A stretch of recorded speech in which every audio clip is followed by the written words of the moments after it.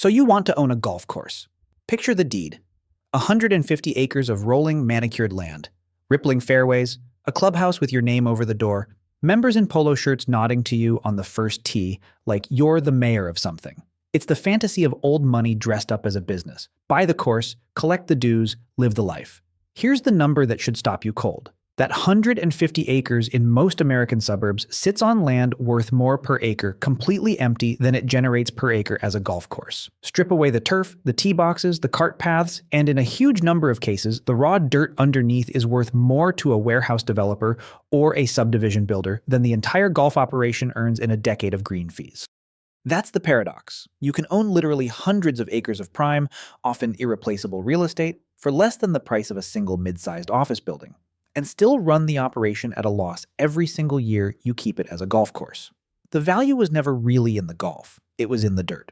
And the moment you understand that, you understand why so many golf course owners eventually make more money closing the course than they ever made running it.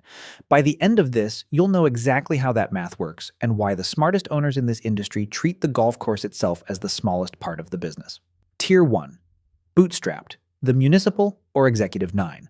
A short 9-hole course, or a modest 18-hole public track in a secondary market, acquired from a retiring owner or a distressed municipality. Purchase price for the course, clubhouse, and irrigation system. $500,000 to $2 million, depending on acreage and how badly the previous owner let the turf go. You're running it as a walk-up, pay-per-round operation. No membership base, minimal food and beverage, a skeleton crew for mowing and cart maintenance. Annual revenue, $300,000 to $700,000, and if you're lucky and disciplined about labor costs, you might clear 10 to 15% of that as actual profit. This tier survives on volume and thrift, not prestige. Tier 2, mid-market. The daily fee 18, a full 18-hole regulation course, semi-private or fully public in a growing suburban market. Building one from raw land, clearing, shaping, irrigation, grassing, a proper clubhouse, runs $3 million to $8 million. Buying an existing, established course instead, $2 million to $6 million, depending on condition and whether the irrigation system needs replacing, which it usually does. At this tier, you're chasing rounds played, the industry's core throughput number, and layering in cart fee revenue, a pro shop, and a banquet hall for weddings. Because a golf course with a good event space often makes more from Saturday wedding rentals than from Saturday golfers.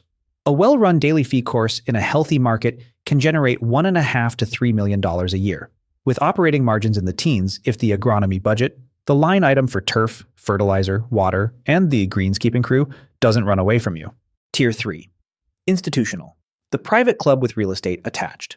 This is where the real money in golf actually lives, and it usually isn't golf money at all. A developer buys or entitles several hundred acres, builds an 18-hole championship course as the centerpiece amenity, wraps it in a gated residential community, and sells home lots at a premium because they border fairways instead of parking lots. Total development cost, $20 million to over $100 million, depending on market and course pedigree. The golf course itself at this tier is rarely expected to turn a standalone profit. It's a marketing expense with grass on it, a loss leader that exists to justify charging $50,000 to $100,000 more per home lot than an identical lot without a fairway view. Get into this tier, and you're not really in the golf business. You're in the land development business, and the course is your showroom. Here's the mechanism almost nobody outside the industry understands. A private golf club doesn't function like a sports facility. It functions like a homeowners association that happens to be guarding a 7,000-yard shared backyard. In an HOA, every homeowner pays dues to maintain a pool and a clubhouse that maybe a third of residents actually use in a given month. Everybody pays anyway, because the amenity underwrites the value of every home in the neighborhood, used or not. A private golf club runs on the identical logic. Members pay recurring monthly dues whether they play 4 rounds a month or 0. The dues fund the agronomy budget, the clubhouse staff, the debt service on the irrigation system. The golf itself, the actual rounds played, is almost beside the point. What members are really buying is standing, the right to say they belong, the badge that comes with the initiation fee. That initiation fee is the second piece of the mechanism, and it's where the real cash sits. New members at established private clubs pay anywhere from $10,000 to well over $100,000 just to join, on top of their monthly dues. At many clubs, that fee is structured as refundable equity. You get most of it back decades later when you resign or die and a new member buys in behind you. Which means, functionally, the club is running an interest-free loan program disguised as a country club membership, using each new member's initiation fee to partially repay the member who left before them. Here's the counterintuitive fact that violates normal business logic. Most private golf clubs in America lose money on golf operations in a typical year, and it's considered completely normal. Dues cover payroll and turf. Initiation fees cover capital projects. And it's the real estate, either appreciating land values around the course or lot sales in a residential development wrapped around it, that actually produces the return. A golf course can run at an operating loss for 30 consecutive years and still make its owner extraordinarily wealthy as long as the land underneath it is worth more every one of those 30 years than it was the year before. Walk a well-run golf course, and you're walking through an enormous, continuous engineering project disguised as scenery.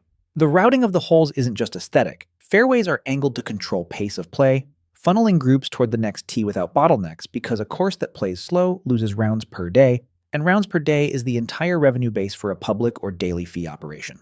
Bunkers and water hazards aren't just visual drama. They're psychological friction, engineered to make a mediocre golfer feel challenged enough to believe the green fee was worth it, without actually being hard enough to slow the group behind them. Even the clubhouse is choreographed. The pro shop sits between the parking lot and the first tee for a reason, because every golfer has to physically walk past merchandise twice before and after their round.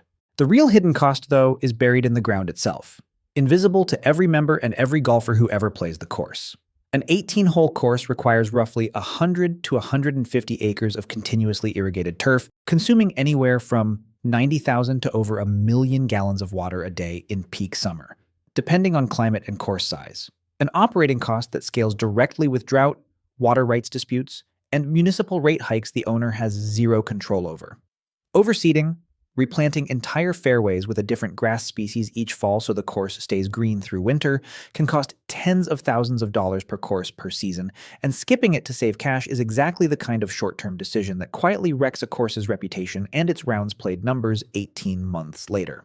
Add a cart fleet, typically leased rather than owned, running into six figures annually in lease payments alone, plus an irrigation system that requires full replacement roughly every 15 to 20 years at a cost that can rival what the course originally sold for. None of this shows up on the scorecard. All of it shows up on the balance sheet every single month, whether or not a single person tees off. The fatal flaw in owning a golf course is believing the course is the asset, when the course is actually the liability holding the asset hostage. Land under a golf course can't easily be sold off in pieces, rezoned overnight, or converted to another use without years of entitlement battles, member lawsuits, and political fights with the surrounding community. That illiquidity is fine as long as dues, fees, and real estate sales are covering the agronomy budget and the debt service. It becomes catastrophic the moment either one stalls. Case 1. Capital structure. A resort operator in Puerto Rico borrowed $26 million in municipal bonds to fund new construction around its two 18-hole championship courses and a 46,000-square-foot clubhouse, betting on continued growth in high-end resort tourism. When Puerto Rico's broader economy slid into a debt crisis that would eventually engulf $72 billion of public debt across the island, resort travel slowed, and the golf property missed a bond payment of just under $120,000, citing financial difficulties.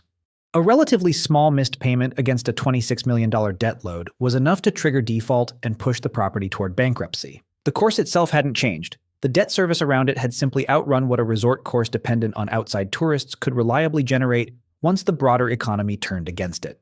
Case 2. Market mismatch. A developer in Utah planned a golf course wrapped in a luxury home community, following the classic institutional tier playbook: build the fairway, sell the lots at a premium, let the real estate carry the golf operation. But the two businesses run on completely different clocks. Home lots sell in cycles tied to interest rates, buyer confidence, and construction timelines that can stretch for years. A golf course, meanwhile, needs its full agronomy and payroll budget every single month, regardless of whether a single lot has sold that quarter. When lot sales slowed, the golf course had no standalone revenue base strong enough to cover its own carrying costs, and the project filed for Chapter 11 bankruptcy, carrying around $13 million in debt. The course wasn't badly built. It was structurally dependent on a real estate market that operates on an entirely different rhythm than turf maintenance. And when the two rhythms fell out of sync, the golf side had no way to hold on by itself. Two very different failures. One operator borrowed against tourism that evaporated in a debt crisis. One built a golf course as a real estate loss leader and watched the real estate stall out from under it. Strip away the fairways, the clubhouse, the polo shirts, and golf course ownership collapses into one equation: land appreciation plus initiation fees minus agronomy and debt service equals whether you're running a business or subsidizing a very expensive hobby. Run it well, reasonable debt, a membership base that actually values belonging over rounds played, and land sitting in a market where value keeps climbing regardless of what's growing on top of it, and an owner can absorb decades of thin or negative operating margins and still walk away enormously wealthy on the real estate alone. The operator who mastered this completely is Augusta National, technically a nonprofit but run with the operational discipline of the tightest business in the sport, controlling supply so ruthlessly that membership itself became one of the scarcest, most valuable non-transferable assets in America without ever needing to chase volume the way a public course does. So here's the punchline. A golf course is one of the only businesses in America where losing money on your core operation for 30 straight years can still be the correct decision. The system isn't rigged against the golf. It was never really about the golf. It's rigged against anyone who buys the fairway and forgets to also own the dirt underneath it.